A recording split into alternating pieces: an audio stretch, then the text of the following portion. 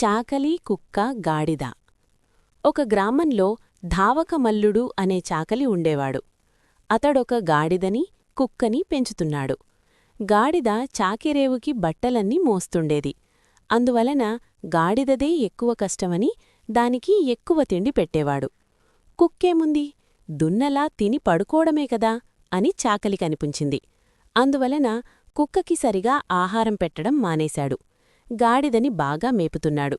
యజమాని చూపుతున్న ప్రవర్తనకు కుక్కకు చాలా కోపం వచ్చింది. ఒకరోజు అర్ధరాత్రి చాకలి గుర్రుపెట్టి నిద్రిస్తున్న సమయంలో ఒక దొంగ వానింట్లో ప్రవేశించి బట్టలన్నీ మూటగట్టుకొనుచున్నాడు.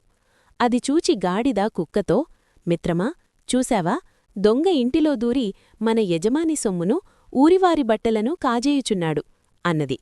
ఆ మాటలను వినిన కుక్క, నేనెప్పుడో చూశాను, కాని నాకు కడుపునిండా తిండికూడా పెట్టకుండా మాడుస్తున్న మన యజమానికి తగిన శాస్తి జరగాలి, అందుకే నేను మొరగను అన్నది. వెంటనే గాడిద, నీవు మోసగాడివి, నీ పని నేను చెయ్యలేననుకున్నావా, నాకు నోరుంది, నేనూ అరవగలను, చూడు, మన యజమానిని మేలుకొలిపి దొంగను పట్టుకునేలా చేస్తాను అని చెప్పి పద్దగా వోండ్రపెట్టింది. దొంగ చేతికి చిక్కిన సొమ్ము బట్టల మూటా తీసుకొని పారిపోయాడు.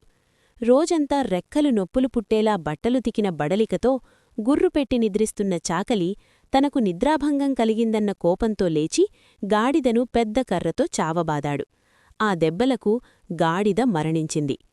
ఈ కథలో యజమానితో పాటు గాడిద కూడా కష్టపడి పనిచేసి అలసిపోయింది. యజమాని విశ్రాంతి తీసుకుంటున్నప్పుడు గాడిద తానుకూడా విశ్రాంతి తీసుకోవడం అవసరం. అయినా అదలా విశ్రాంతి తీసుకోకుండా మేల్కొని ఉండి కుక్క చెయ్యాల్సిన పనిచేసి చిక్కుల్లో పడింది. కాబట్టి పనిచేసే సమయంలో పనిచెయ్యాలి, విశ్రాంతి తీసుకునే సమయంలో విశ్రాంతి తీసుకోవాలి.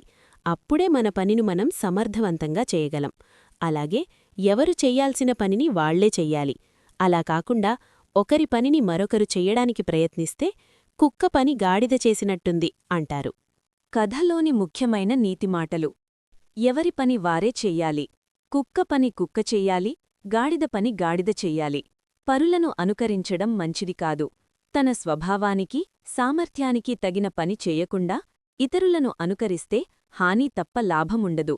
తన పని తాను చేస్తే తప్ప ఇతరుల పని చేస్తే గౌరవం రాదు, గొడవే వస్తుంది.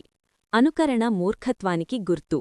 తనకు రాని పని చెయ్యడానికి ప్రయత్నిస్తే అవమానం, నష్టమే కలుగుతుంది. ఎవరి వృత్తి ఏదో అదే చెయ్యాలి. పరులను చూసి మార్చుకోకూడదు. ఇంకా సంక్షిప్తంగా చెప్పాలంటే, తనది కాని పని తాను చెయ్యడం మూర్ఖత్వం.